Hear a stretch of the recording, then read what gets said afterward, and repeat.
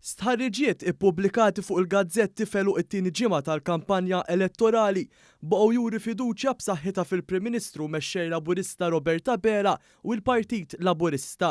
L-istħarriġ tal-istatistiku Dr. Vincent Marmara fit-Torċja u dak tal-Malta Today urew li l-fiduċja li jgawdi l-Prim Ministru fuq il-kap tal-Oppożizzjoni tisbuq bil-bosta.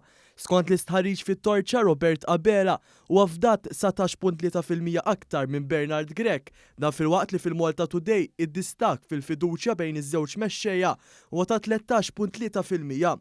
Skont dan l-aħħar stħarriġ il-mexxej tal-Partit Laburista huwa fdat iżjed mill-kap nazzjonalista fost il-kategoriji kollha tal-età. Meta niġu għal partiti politiċi d-distak bejn il-Partit Laburista u l-Partit Nazzjonalista ivarja bejn ftit aktar minn 27,000 u 38,000 vot. Skont l-istħarriġ tat-Torċja l-appoġġ lejn il-Partit Laburista żdied b'0.2% fuq ir-riżultat tal-aħħar elezzjoni ġenerali, filwaqt li l-Partit Nazzjonalista naqas b'0.7%. Għal stħarriġ ieħor Bernard Grech reġa' kien inqas popolari mill-partit li jmexxi għal kuntrarju ta' Robert Abela.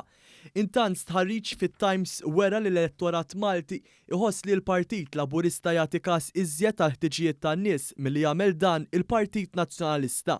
Fil-fatt 40% ta' dawk li wieġbu f'dan l-istħarriġ iħossu li l-Partit Laburista jagħti każ tal-ħtiġijiet tagħhom, filwaqt li kienu biss 14% li jħossu li l-Partit Nazzjonalista jifhem il-ħtiġijiet tan-nies.